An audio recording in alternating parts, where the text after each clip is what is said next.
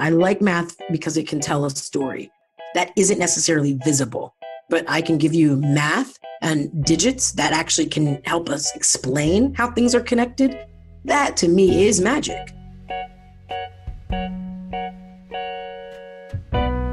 Imagine a world where what's measured actually matters. A society where individuals or companies are not judged by what someone thinks they know, but rather what reality suggests, what the numbers infer, and what the data and metrics that govern that relationship are really saying. Today's guest embodies that mantra, and she's on a mission to use those words for the betterment of humanity. Armed with the power of storytelling, analytics, and a passion for data, Dionna McPhatter is on a mission to use data for good. Data for good is a catchphrase that's easy to say, but hard to do. After all, what does data for good actually mean? And what ramifications does that moniker carry with it? Dionna is an accomplished behavioral scientist, a college athlete, a West Point graduate, but most importantly, she's a leader in the world of data entrepreneurship. Today, Dionna is the CEO and co-founder of Nacci, a company that uses patented data storytelling to bring forth transformational change for her clients. Dionna joins the show today to discuss the power of math, how numbers and equations combined with an innovative storytelling approach can help people, and what organizations can do to rise to the occasion. Let's jump into today's episode of Hidden in Plain Sight. This season of Hidden in Plain Sight is brought to you exclusively by our friends at Splunk, the Data to Everything platform. Splunk helps organizations worldwide turn data into doing. It's time for data to be more than a record of what happened. It's time to make things happen. Learn more at Splunk.com or by clicking the link in our show notes. Dionna, welcome to the show. Thanks a lot. It's really a pleasure to be here. I'm excited. As we get into today's conversation, we're talking about data for good. We're talking about leadership. We're talking about your story. And our personal stories matter, right? They are your stories, your superpower. And I really like how you're teaching people to value their personal experiences. We live in a world where the media is trying to rob us of our personal experiences. You have some really interesting thoughts about the healthcare system that I'd love to get into. So if you're ready, let's go deep. Awesome. So Dionna, when you describe where you're from, where you grew up, what stories come to mind? Where are you from and where'd you grow up? I'm from Ohio. I grew up in Ohio, a little suburb of Columbus called Pickerington. I love where I grew up. I was super fortunate. My parents obviously moved there. They grew up in North Carolina for us to have better opportunities, better public schooling. And I was in the girls' basketball capital of America, basically. So since I was super little, 7 or 8, I was kind of in a program groomed to be, a really good athlete. So that kind of discipline and dedication was in my blood, in the way that I kind of engaged even as a little kid. So yeah, I'm a Midwesterner through and through, and now I've kind of lived all over the world as an adult. So yeah, but home is still Ohio in terms of where I grew up. So I love the athletic background, and I think that that's an important place to start because you mentioned discipline, right? It's something that is difficult to learn. It's difficult to teach yourself that. How did athletics help you learn that crucial skill of discipline? Well, I think athletics for sure, and also just my parents, right? So it's if you're going to choose to do that. So I was a 3-sport athlete, really. And so I was soccer, basketball, and did track as well. And I was also recruited to play soccer in college. It just kept me in a routine. And now I say things I say these really fancy phrases, right? Whatever you measure, you are able to manage, right? So if I'm doing practice and I'm forced to go to something every single day where you're going to measure me, right? How good are you? Are you going to be in the starting lineup? Are you going to do better than your friend, who you have this frenemy relationship with? That measurement, in a sense, every single day with me as an athlete created that kind of movement for me. I was seeing progress in my life every day, right? Me getting better at something every single day, which I think created a different kind of confidence in my ability to evolve, right? So I'm not just what I am when I show up, that if every day I put something towards it, I'm going to get better. And that means that I'm going to be able to compete probably in arenas that you might not think I could have. And so for me, it was a bit of an underdog, a bit of an overcoming, because I was a pretty good athlete, but I played with plenty of people that were better athletes than me. But because I wasn't afraid to work, right? And every second that I was practicing, I was giving it all I had. I didn't, like kind of cheat a little bit. It's a very different story academically in terms of I had some prowess there, right? So I didn't have to study as much. But as an athlete, yes, I'm blessed with certain just gifts, but I worked. And my team had that mentality. So I have lots of stories around beating people that athletically were better than me or us, right? It's like, oh, people would have ranked that girl higher than me, right? If you just look one-on-one, and I beat her. So how did I do that, right? I was smarter, I worked harder. So, because if you just look at ability, she should have beat me, but she didn't, right? So that was kind of that gives you a certain level of confidence then, that if I think about now the rooms that I'm in where everyone's supposed to be smarter than me or has more experience than me, I'm like, if I just use my brain, right, and use my experience, maybe I can come out of that as well with something where I added value. For sure. And I think too, just remembering when you're in those rooms that there's knowledge that those people don't have, right? It's, we live in this world too, where everybody has the traditional credentials and a lot of those are still celebrated. But if you go off the beaten path and you have really individual experiences that, like you mentioned, where you're paying attention, you're working every day, you're measuring things, you have a lot to bring to the table that these folks otherwise might not have. So how did you go from where you were to, academically, you went to West Point? How did your athletics and academics kind of like ramp up to this place where you got into West Point, and how you launched yourself afterwards? What was that process like? Yeah, so really there was no option except to overachieve in my family. And it was not this kind of like ironclad leadership, from my parents. It was just instilling in us that you need to apply yourself fully. So that meant I was always doing that in the classroom, and I was doing that on the field, right, or on the court. And my brother was super smart and accomplished, and he was older, and I'm the middle child, have a younger sister. And so obviously when you're following a sibling, in the same school system, there's a certain standard that you have to live up to. So that paved the way for sure, at a certain level. And so I was, again, good enough academically. I started getting college letters when I was 12 or 13 for both basketball and soccer. So I kind of was like, oh, this could be a reality. And I was in that train of coaches calling me, so I knew that I could get at least partial and probably a full scholarship if I just wanted to focus on sports. But also because my parents, I applied myself academically, and I did well on all the standardized testing. So I did the National Merit Scholarship and all of that. And so I was afforded that I also could have gone academically quite a few places. So then you're left with, again, the hardest thing that I have in my life now, which is choice, right? So when you actually have choices, it's hard, and it's a privilege, right, to have choice.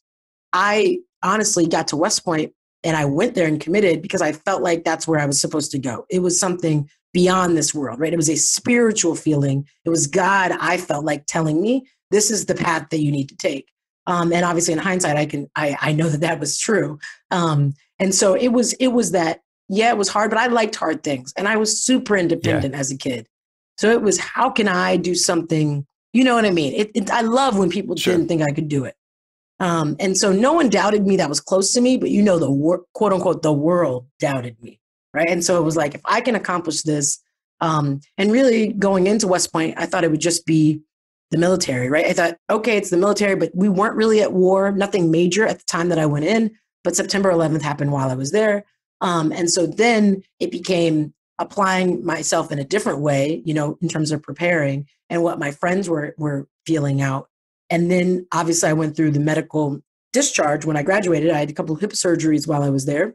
And so I had a completely different path and was thrust into corporate America after turning down a couple of other things. So for me, it was then, okay, I just wanted to work for a place that was known, just being honest, right? It was like, I didn't want to go to something that I didn't know. So I had the CIA, I had a couple of construction companies because I thought about, building and architecture. My dad was trained to be an industrial architect. And the CIA, like I had that dream of like, could I be a spy or could I break codes? And I dabbled in that a little bit at school. And then there were all these corporations, right, that were really different from me at least, but felt like they were going to touch on that marketing and management bug. And I had majored in management. And so that thrust me into this world of kind of data and insights that I'm in now, but I wouldn't have played it out that way there's no way I would have known where I would be based on where I started, you know? Sure. And when it comes to that world of data and insights, what are some of the data and insights that pulled you into that world? What made it so compelling? And what was your kind of like aha moment or series of aha moments that got you really excited about the future of data and how we can use it to make the world better? So for me, I mean, the first thing was I've always loved data, and in particular statistics and geometry, because those to me are like the storytelling versions of math. Statistics, right, is always applied to like a problem set, a story, right? If this, then that. And, you know, when you're on the train and it's going at X miles per hour, then what's the probability that you're going to get there on time and all that stuff, right? It was the application of most statistics is in real life. So I always kind of liked that even before I knew what statistics actually was. And geometry, right? It just makes pictures. So I love that, right? I love the fact that, I could connect these dots essentially, right? And make shapes, and those mean things, and they have relationships. And you can use equations to break those things down. And so I always just loved that as a kid all the way through school. And then when I got to Procter & Gamble, what was really cool is what I was doing with numbers. The only way someone would listen to me is if I told them what to do with the numbers. So there was no value in my pictures or my stories unless I also told them what to do, which I was like, that's quite empowering, right? Fresh out of college, that I was telling buyers, like, I think you should get rid of that product because of XYZ, right? Because the numbers are telling me these things. And I think this is connected to these people not having this need, right? They don't need that product in that way. Sure. So without me even knowing it, now that's actually a very coveted skill. But I was just thrust into it, right? Like being able to connect all those dots and use data, insight, and analytics to tell people what to do in a way that feels that like they're taking less risk because you gave them a number to rationalize their emotional decision. That was really meaningful for me. And that brings up like the second aha was that when I got comfortable with, even though I'm a numbers person, that there's also value in me being able to tell a story because people make decisions in story. Then you realize that they're only rationalizing with the numbers. So the reason I get to come back in the room a second time is because I also know the numbers. But the reason I got in the room is because I can tell you a story that inspires, right? That lifts someone up. And so having that ability and valuing it as opposed to thinking that I needed to strengthen one or the other, if that makes sense, right? I valued them in combination. And so that then when you then, drink the Kool-Aid or take the right pill and realize that, I can harness these things to actually leave the world better than I found it. I can, instead of this age old, and I think the generation before us, it was all about you make your money and then you do good, right? It's like make all your money and then you can focus on the things that are legacy things and that can leave the world in a better place and you can donate and be a philanthropist. And what's great about our society today, and I think what our parents have allowed for us to dream, that there's no reason to separate it. We can do well and do good. And for me, data empowers us to actually make those decisions intelligently. So as opposed to you just thinking that it's doing good, I can actually power you with some criteria, with understanding. I can measure it. Well, did it do good? If in the end it was supposed to uplift this community, let's talk to that community. Or what are the indicators of someone being uplifted, right? Like, and how can we measure that? Versus it just being a nice phrase of saying 10 people came to my conference that wouldn't have been able to come to my conference if I hadn't have put my money there. Sure. Well, but what impact did it have on their lives, right? Did it move them? Or were you just another thing that happened in a day? So for me, it was realizing that it's possible. It was that why wait? And knowing that it's possible to do that every day. And I don't have to do that in a way that means I don't make money. It's that we can do those things together. That if it actually creates value, you should make money. So it's just reorienting ourselves around, well, what is valuable then to us? And can we measure those things? And most of the time when I ask that question, I say back, yes. Like I can find a way to measure that. Right. And most people, I think, just don't go that far. I go one step further usually in most things. So that leads a lot of times to overanalyzing, but then sometimes it leads to a benefit, right? And I get some extra insight. Yeah. And that extra insight, the overanalysis can lead to data that was previously, people were brushing off, they didn't take seriously. There's this industry term called dark data that just denotes all of a company's data that they're currently not collecting. And there's about 60% of data is estimated to be dark, where it's just, for whatever reason, it's not tapped into. So I'd be curious to know, in your work with companies, do you ever come across any data like this, or, are you ever discovering anything or any stories about times that you discovered data that was previously like not used? Yeah, I think all the time. So that's actually my favorite thing. We go in and say, you don't actually need more data. You probably already have it, right? Or it's already running, on just the surface of what you're already looking at. But how can we harness it, put a filter on it, connect it to something else that gives you value you didn't have before? And so I think the best example is I like making things qualitative, quantitative. So there's some brand like Lysol always knew, right, that fear drove the brand. Right. So when we were afraid, we're in a time right now, right? Those disinfectant brands are out of stock, right? You cannot get them, right? Because we're in the times of COVID globally. And so we know that if someone's afraid of something in the terms of germs, that they are going to then buy something that they think will protect them. That makes sense, right? But what we didn't actually have is that quantitatively.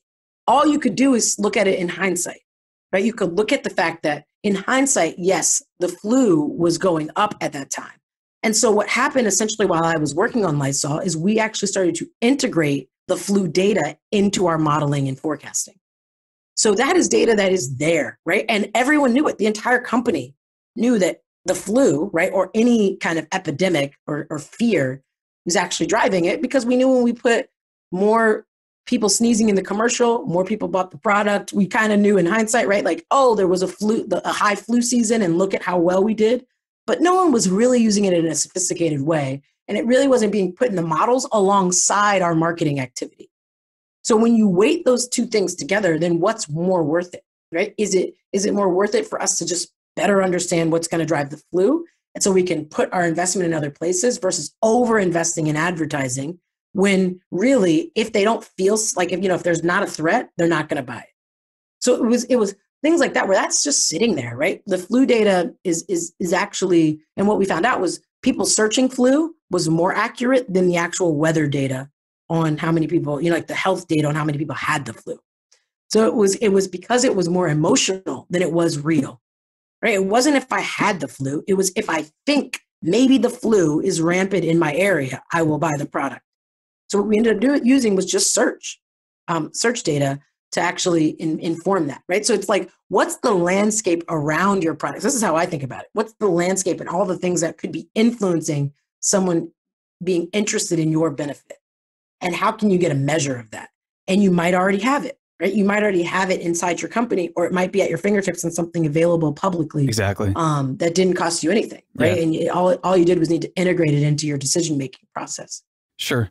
And the current company that you're the CEO of, I would love for you to tell us about that and unpack the story about why, right? Like, so what's your why behind your new venture? The company that I'm heading up now, it's called Nacci. And it's named after the Fibonacci sequence. I love it. So I am a dork. Thank you. And so, right. So Fibonacci, the third number is the sum of the previous two numbers, right? And it's a sequence that goes like that. But what's cool about it is where that sequence can be found in our natural lives. So you can find it in nature. You can find it in the art that we find beautiful. It's in the fruit that we eat. It's in waves. It's the way that a whale, comes up for air. If you look at it overhead, you can see the Fibonacci spiral being made in the water. Like, it is everywhere. And I see that as the truest form of mixing art and science. And so if you think about what I was talking about before around the value of both the story and the kind of logic, right, and the math and the data that informs that story and gives you the details and the characters within the story. And so Nacci is all about that. It's how can we give you the right metrics, right, the right characters, the right people, place, and things, the data, so that you have a story that takes you kind of to a new level of growth, to new possibilities. And for us, our orientation is trying to take the world to a world that's all about generative and a net positive economy. That we truly believe that profit at all costs isn't helping anyone, right? It helps very few people. And unfortunately, it's not transparent on how many people it's helping. But once you know, you can't unknow it. So we got insight into that through our experience. And so now we're using everything that we do, from the methodologies that we employ and the way that we bring data to life with analytics and different applications to help inspire people to actually build their businesses in a different way, in a way where they're oriented towards good, where they're measuring the value that they create in a more holistic way that goes beyond just profit. I love that you mentioned about the Fibonacci sequence appearing in nature. And, there's things like the golden ratio that kind of coincide with this. Let's talk about that just for a little second, because it's mysterious, right? That mathematics is part of our world. And we've somehow kind of teased out this language that resembles everything, that allows for everything.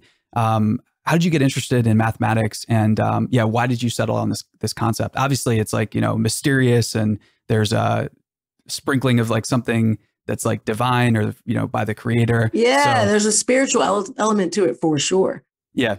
So mathematics, my mom is a computer engineer and was like a math major in college. So again, even if I say that had nothing to do with it, it obviously had everything to do with it. So I've always liked math, was the kid with the math awards and I have a statistics award that I got at West Point. So just, again, I like math because it can tell a story that isn't necessarily visible. So being able to uncover how things are connected that we can't see with the naked eye, but I can give you math and digits that actually can help us explain how things are connected. That to me is magic, right? Like that's something that is beyond our normal comprehension, and numbers are just a language, and equations and theorems are just a language for us to understand that. So I've always loved that, but I never wanted to just be about the math. So what took me down the path of Fibonacci is actually I was just researching mathematicians and concepts, right, and philosophies that valued the art as well, right? They valued the narrative and the story that it created. So that took me down. I'm obsessed with Leonardo da Vinci, and so it took me down the path of Leonardo da Vinci and a whole bunch of mathematicians that are from Egypt, and just diving deep into the origins of math, right? And statistics and geometry, really, and shapes and things that again are very normal to us now that are actually ancient, right? And they used to be closely guarded, right? Pythagoras and his group of followers, exactly. Like there's some wild ways that this type of information has been protected and transmitted over the years. Hard-won insights, I'm sure, right? Like we have all these modern technologies to help us, but some of these folks were coming up with this, I don't even know where, right? But yeah, exactly. I think it was by chance, right? It's that why, like I was watching a new show on Netflix called Connected. I don't know how new it is, but it's really cool. And I think it's Bernard's principle or something. So it's this mathematical principle that in modern times, it was discovered because someone was looking at an old book of like numbers, like it was like logarithmic numbers or something. And all the numbers in the beginning, like the pages in the beginning had more indentations. Wow. Yeah. So this is like we were talking about in the beginning. It's through your experience and paying attention, someone discovers something that, then there must be something about the numbers that come at the beginning. Right. Right. And that's a whole kind of system of there's a higher propensity for the beginning, the early numbers, the 1, 2s, and 3s than the 7, 8s, and 9s, which is crazy. And it seems to be naturally occurring. And I don't think any of that's by coincidence, but not to get off to I think everything is by design, which I also love. That I truly see Fibonacci as like God's signature on things that we're doing, right? And so that I also just love, right? I love that there is a spiritual component to this that we can just get a glimpse into, and if we can use that conceptually, right, to empower the companies that we work with, we're well ahead, I think, of people that are just looking at the numbers for numbers' sake and not looking at how they're connecting dots beyond that, right? And what story and picture that it's painting. So my why is that. It's that we are moved by story, that stories truly change the world. And so if stories can go beyond just what someone thinks, right, and have some rigor that informs them and empowers them, we think that math can inspire creativity, not thwart it. I completely agree. Yeah. Yeah. So that's what we're about. Like that's what Nacci is all about. And so all the things that we bring to life, they feel less like math and data and analytics and dashboards and more like narrative and story. That's what we at least aspire to do. And again, it's because we truly believe that storytellers are who change the world, right? But we all have the potential to be that. I lean a little bit more into the math for some people and a little bit more into the narrative for others. Good plan. And when it comes to storytelling, are there any favorite folks that come to mind for you? Anyone that's inspired you, whether they're fictional authors or directors of films? Any favorites there? Oh, good question. For me, I mean, a great orator. Obviously, I watched the Democratic National Convention. Like Barack Obama is amazing, in the way to paint pictures. And so we have great orators of our time that I am inspired by all the time. Maya Angelou is a poet. So I love poetry too, right? It's succinct. It actually takes you beyond what the words are saying. So poets are actually who inspire me most as I'm thinking through things. And then there's plenty of people that can paint a picture and have a scene, but I don't idolize that. So it's hard for me to ever pick a person that comes from kind of the Hollywood world. Ava DuVernay, I love, just because she cares about the cinematography as much as the actual directing itself. And so if you look at the pictures that she's brought to life, the colors, right? And the moments that are captured feel very real. So we connect to it differently. And then I think I listen differently because you painted the picture differently. Right. And gave it room to breathe, which that's how we live. We live and there's room, right? There's space for you to let it marinate and let it land. And so that's what I really value as well, is that I don't have to inundate you with everything all at once, right? It's how do I kind of take you on a bit of a journey to take you through it and have you left with insight that inspires. So we actually talk about, we have a model that our team goes by, which is all about engaging, educating, and enlightening. So it's those E's. It's like, so how am I doing that? So I have to engage you actually first. So some people start with the education, right? They like, here, let me tell you all the facts and figures that are important. That is not how you get someone to lean forward. Actually, you get someone to close up when you lead with the facts and figures. I just want to engage. Well, that might just be with a beautiful picture. It might be with audio. I might throw some music in, right? I might tell you a story. So I engage you first, then I educate you. And then hopefully I leave you with enlightenment, where then you're like, I'm empowered to do something different, to make a different decision, to actually do something that's better for the world versus just better for me. And so that's kind of that model that we live by when it comes to storytelling and how we inspire, I think, even our data scientists to think in that way. It's not left to just someone that someone dubbed as creative. Sure. And so there's a number of verticals and areas that you focus on, whether at your company, whether it's health and wellness, media and entertainment, retail, food, education. How did you kind of settle on those? And are there any of those that are your favorites or that you're really passionate about right now? Any projects that are, aligned with those verticals that you can tell us about? Yeah. So for us, it was all about, for me, I hate boxes, right? I've talked about this in a couple of different interviews that I've done over the years. And so I never felt limited by, I think the industry verticals that for some reason define the way that we do business just don't make sense. I like definitions based on people and the way that we live crosses industry verticals, right? Like I have a different industry right now all around me. And so I wanted us to design for people, for life, for livelihood, for us to thrive. And so the industries that we've chosen are all about that, right? It's the ones that we see at the intersection of how we live today, and how we want to live tomorrow, right? Who we are and who we want to be. So that's the reason why we've prioritized healthcare. And that's kind of been health and wellness, has been our first one that we've put the most energy on, is because if I'm not healthy and I don't feel good, I can't be good, right? I can't do good. And the type of stories that are appealing too are just like, you just close down to the enlightening, empowering, and educating stories. Yeah. Yeah, exactly. And it also gives us a little bit of an out, because you can almost put everything in wellness in a way, right? It's like, we get to then play. So it's a bit of a trick. People feel like we're focused. And at the same time, we can go across the board when we talk about people as our North Star and livelihood as our North Star. But health for us, it's like, why should we have to compromise? Right. And so the companies that we work with, the startups that we're powering, it's why are we even talking about compromising? It's our health. So shouldn't it just be designed in a way where we actually feel like we're getting better and understand it?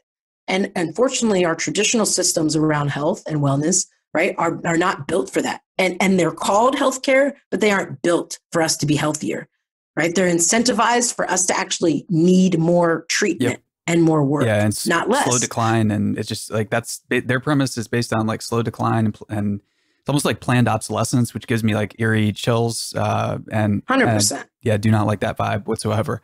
So let's talk about that a little bit. Like, because often we take for granted that we're just going to get older and slower. Like this doesn't have to be the case. Like we can increase health spans, and this is something that should be really desirable. If you look into research around blue zones and areas where people live to 100 and well beyond it, there's so many other ways of health and wellness out there. So, what are some of your favorite stories when it comes to health and wellness about kind of expanding people's minds about what's possible, right?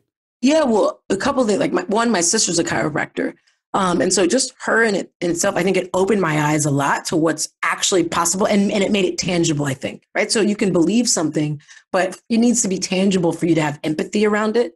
And so going into her office and reading the testimonials, this is from kids, 7, 8 years old that were diagnosed with dyslexia, or some other kind of learning disability, to them feeling 100 times better, right? And having a completely different life experience because of her hands, right? No medicine, no nothing. She used her hands, moved their bodies, right? Which cleared something up, right? Had something come into alignment that had the blood flowing and the nerves and our brain waves going in a way that was more by the way that we were designed versus all the modern things that we've put on top of it. So to see genuine healing with hands, right? And with our mind as well, I've seen plenty of that through meditation, will open your eyes to like, there must be a better way, right? Like there's definitely needs to be a balance of over medicating a society and being able to do things just with things that we might not so logically understand, but we know it works, right? So I don't necessarily understand that, but it works. So why wouldn't we invest in that? And take a more holistic picture. And so just again, reading her testimonials, being a part of some, meditations that were around the connection between our mind and our body and the power that has, right? And the power of affirmations, which people know, but don't realize that you can also apply that to your health. For sure. Right. And so that doesn't mean that I don't love modern science and medicine, and like those things are needed, but those shouldn't be left to just the rich, and we shouldn't depend on just that. Right? There should be an interdependency that's much more holistic, that actually something foreign going into our bodies should be the last resort. And so that there's so much more that we can do. And like you said, those blue zones are doing all of those things, right? They're happier, they're connected, they know their neighbors, they help each other. It's a lot of the social determinants that are driving their health. People healing and people. So we're all, people healing people. And so we're about community. We're about an ecosystem approach to everything that we're working with. No one's on an island. So any company or startup that we're helping, they are connected to the other companies and startups that we're helping, right? And you see those partnerships form and then being able to transform people's lives. That's business owners, that's consumers, it's patients, it's people. And so that is what motivates us. And I am encouraged by, we're just a couple years in, what we're seeing early on, right, as the impact that we can have. And my co-founder, he had to tell one story. He started a pediatric dental brand called Hello Smile with his brother in the most disadvantaged communities around New York City. And to see those communities transform and to have happier and healthier kids, right, in a community that people would say, there's no way you're going to change their habits around them taking care of their mouths. Well, guess what? They did. Right. And so being able to just with a little bit more care and attention, with designing the experience differently, right, with giving them a little help that didn't cost extra money, right? It just required some foresight into how to design the experience, has led to transformative, measurable results, right, and healthier communities. And so that's what I'm inspired by. I'm inspired. He's who convinced me to use my powers for good, like commit to it. And him having those personal stories inspire me every single day and remind me of what's possible, right? And that one by one, we can do this. And when you're doing one by one, in multiples, then you can change the world quicker than we ever could have imagined. Couldn't agree more. And you mentioned a couple of things there with healing about, using hands and different chiropractic practices, meditation. We don't really have a data set, or the data sets we have around these things, they're not being taken seriously yet by a lot of the mainstream, but there's hopes that they will be soon. So you see different things like where the Veterans Affairs Administration is starting to offer transcendental meditation for veterans, and they're showing that it has a really high efficacy for treating PTSD and things like that. So are there any, whether it's that or any other examples, I'm just really curious to get your take on, what is the medicine of the future, right? Like maybe it's just meditation that you want to drill in on, but what type of medicines and practices do you think are going to become kind of standard for us in the future to heal and just be well? Yeah, I think the future of all of that, like, mental health, meditation in particular, is a more inclusive experience. And so one of the things that is frustrating, we actually have a couple of partners in this space. One, Manoj Diaz, who's Lululemon ambassador and has his own meditation practice. He's out of Australia. But it's so interesting how the world of meditation doesn't feel as inclusive as it should be, especially if you look at where those practices come from, right? They come from actually very diverse communities and actually from people of color. And yet, especially in America, what those environments look and feel like don't necessarily feel like they're for everyone sometimes. And so I think the future of it is it feeling much more inclusive and much more approachable in every day, right? Like, so, and that includes veterans, right? That includes communities that we would say are on the other side of the opportunity divide that don't feel like they have access. And so I'm seeing real traction there. And obviously us being able to access it digitally and people getting even better at being able to facilitate those kind of sessions in a digital environment, I think it's just going to open up even more opportunities. Being able to do it on my mobile device, right, is an incredible kind of benefit. So to me, I see it just being more inclusive, more approachable, and more accessible. And we have a couple of things in the works, not ready to talk about yet, that we're a part of. Like, Hey Amber Ray, if you look her up on Instagram, she is doing wellness in a completely different way, right? So it's the future of self-help, where she just is going through her own experience. It's not like she went to school for it, but she's like, this is how I tackled it in my own way. And how she made friends with her feelings in a way that allows her to journal about it and just get it out of her head, right? And into something that she can understand. And so I think that the wave of people like this that are seeing that there's no barrier for me to talk about my experience.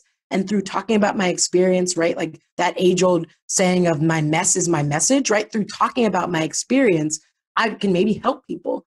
And now we live in a digital world where that can then turn into something that you can actually get value from, right? Like I will pay you for that, for you to share your experience, especially if you've codified that experience in a way that helps me break down my own.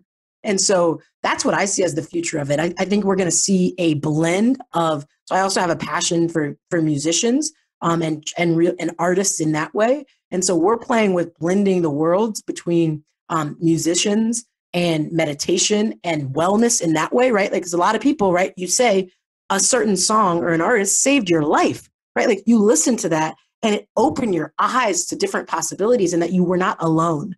And so we're tinkering with quite a few things that actually bridge that gap. And then how can we power an ecosystem that isn't in one industry, right, but goes across wellness in a more holistic way and covers, all of our senses and all the things that fill us up.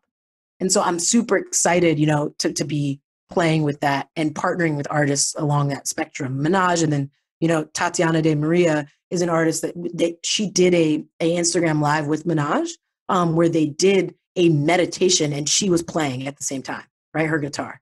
So it's just a very different way to approach things. They're up and coming personalities, right, in each of their spaces. And so for us to do that at scale with some bigger artists, I think the potential is limitless. Very cool. And yeah, it sounds limitless to say the least. Dionna, this has been awesome. Thank you so much for being generous with your time. If there is a final thought, story, or piece of data that you'd like to leave with our listeners, what would that be? For me, it's just keep going and you know more than you think you do. Powerful. Thanks so much for joining us, and everyone listening. We'll see you next time. Thanks, Chad.